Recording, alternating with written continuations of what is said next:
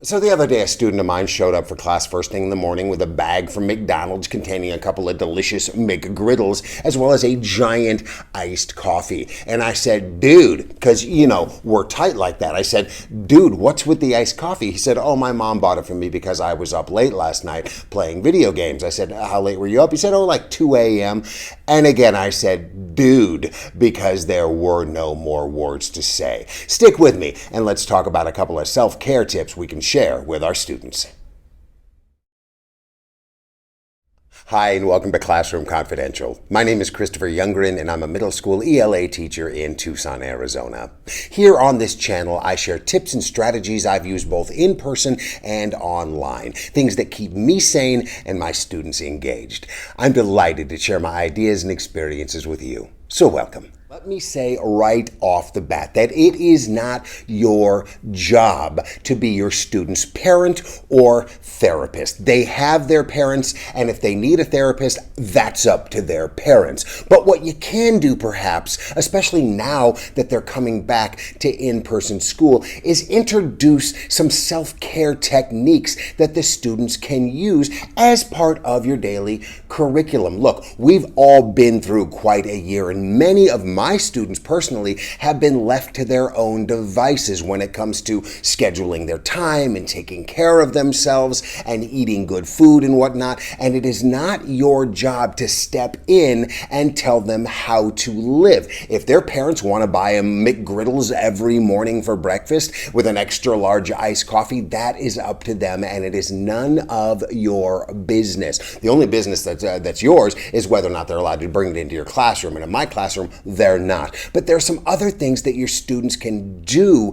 that will help them regulate their own behavior, deal with stress, calm their anger, and maybe just to get a little bit more enjoyment out of this crazy life that we're all living right now. You can express the importance of a good night's sleep until you're blue in the face. You can tell them the importance of stepping away from the screen and breathing some sunshine and getting some air on their head.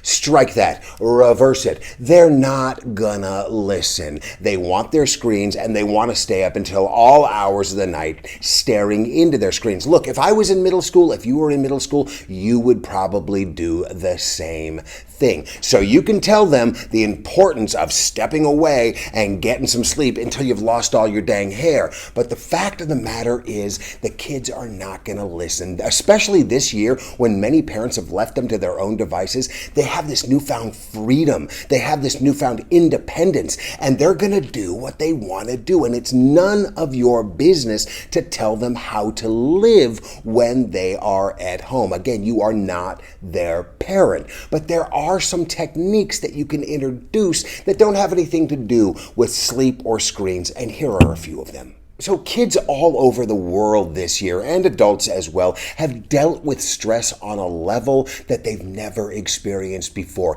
And it's hard enough for adults, but when it comes to kids whose brains are still filled with fluff and mush and are still developing until the age of 25, they really don't have the experience or the tools to deal with the stress and just kind of the onslaught of different emotions they may be experiencing. They haven't had emotions probably of the level that they're experiencing this year before ever in their lives. And they don't quite always know what to do with their emotions. So the number one technique that I think you can introduce in your classroom is something to just bring those emotions down, let them focus, let them calm themselves, and let them breathe through them, as opposed to giving into them and letting the emotions take them over completely. So one technique that I've introduced to my students is called starfish breathing, and you may have heard of it before. You take your hand, which, no surprise, looks like a starfish, and you take your other hand and you just trace around your fingers, starting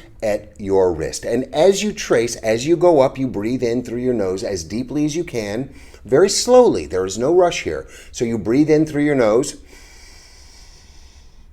and then when you reach the top and go down the other side, you breathe out through your mouth. And you do this all the way until you get to the other side of the starfish. And then you go back. Again, breathing in through your nose as you go up, and out through your mouth as you go back down. And not only is this a great way to just calm and settle whatever stressful emotions you may be feeling, but it's a great way, especially if you find yourself getting angry about something, to just bring it down, focus on your breathing instead of the emotion, and you'll probably find, and your students as well, that by the time you get back and forth across the whole starfish, whatever extreme or big emotions you were feeling have quelled a little bit. They've quieted down, and you were probably not feeling emotions as extremely as you were before. Now, along with deep breathing, like using the starfish method, you have mindfulness, and mindfulness can be especially useful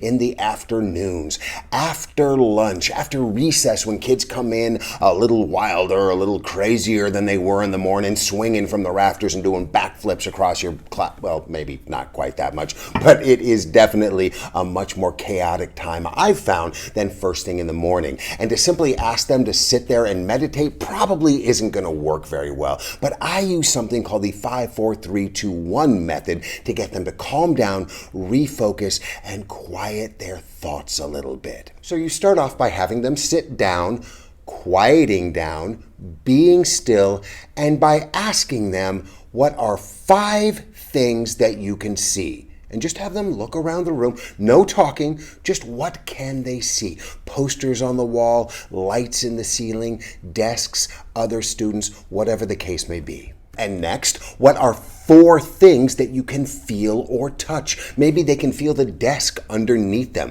maybe the pencil in their hand, maybe even the clothes on their skin. Really taking a moment to give in to the sensations of what they can feel or touch. And next, what are 3 things that you can hear? Maybe the ticking of a clock, maybe the buzz of a fluorescent light, maybe even the sound of your own breathing. What do you hear? Number 2 is a little tricky right now because we're all still wearing masks, but what are 2 things that you can smell? We can probably still smell a lot of hand sanitizer everywhere we go. Maybe we can smell the mask. Maybe we can smell our burp that's being deflected from the mask back into our nostrils. Ew, McGriddles and iced coffee. What do you smell? And finally, what is 1 thing that you can taste? Maybe you have a Tic Tac in your mouth to cover up your McGriddle iced coffee breath. Maybe you just had a sip of Gatorade or water. Yeah, water actually, even water has a taste. Maybe just the inside of your mouth has a funky taste. So what is 1 thing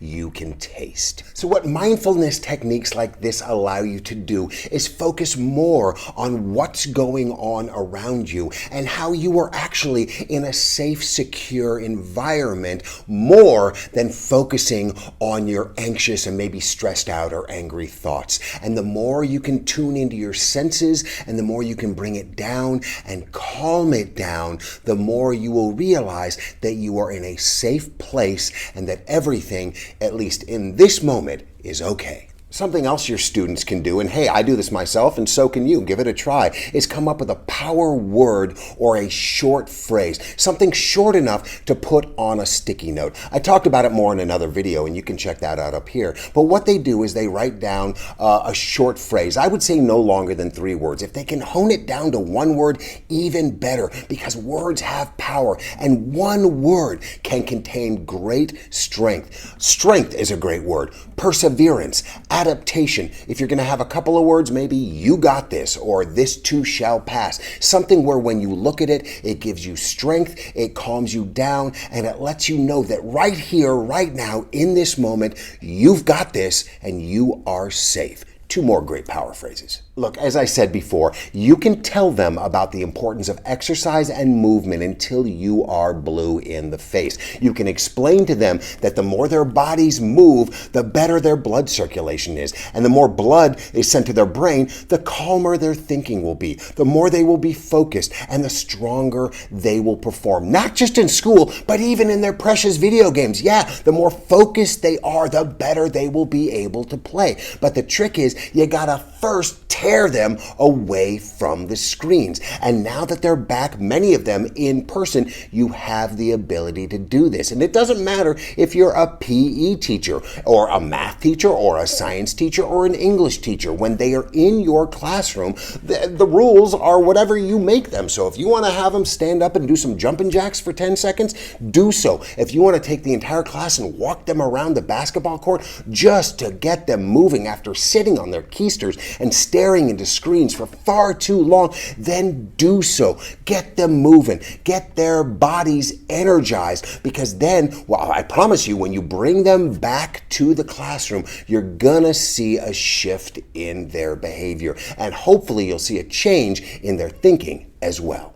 And finally, your students can put their emotions into words or art or other forms of self-expression. A lot of people keep journals. Many people keep what's called a gratitude journal, just writing down all the things they're thankful for, which many people believe can be really helpful, especially when you feel overwhelmed by circumstances beyond your control. But I think it's also important, especially when we're talking about the tween and teen crowd, to allow them the freedom to explore all of their emotions, because the positive emotions and the grateful emotions are not necessarily the overriding ones when we're talking about this age group. So allow them to put their angry thoughts down or their frustrated or stressed thoughts down. And by putting the facts down on paper, it gives them a little bit of separation perhaps from the emotions, and maybe the ability to problem solve a little better than if they're just sitting there holding on to their emotion. So let them get it out on the page. Vomit anything they want. Anything goes. It doesn't have to be submitted. Let them keep their journals for themselves, but give them the freedom to feel any emotions they want in themselves or on the paper. If they're the more artistic type, maybe they want to get their feelings out in the form of a painting or a picture. You can give them the prompt, draw or paint what you're feeling right now. Draw or paint the picture inside your head. Maybe if they're more musically inclined, they want to dance like nobody's watching. Of course, in middle school or high school, this is a little bit different because everybody's always watching. So when they go home, maybe they crank the music up to an 11 and they dance all their emotions out, as long as they're not bothering the neighbors, right? Or they sing their emotions out, but they get their emotions out in an artistic way that allows them to really feel things on like a primal level and kind of exercise their demons in a more constructive way than just sitting there and stewing in what might be unpleasant or stressful or angry emotions. Why not try some of these techniques out for yourselves? They're going to work just as well for you. I use many of them myself on a daily basis, because remember, you have been through it as well this year. You have got to take care of yourself, because as I've said before, if you are not taking care of yourself, if you are not being well yourself, you're not going to be of any use to your students. Hey, comment down below and let me know if you use any of these techniques, or if you have any other techniques that you use that help you self-regulate and be well.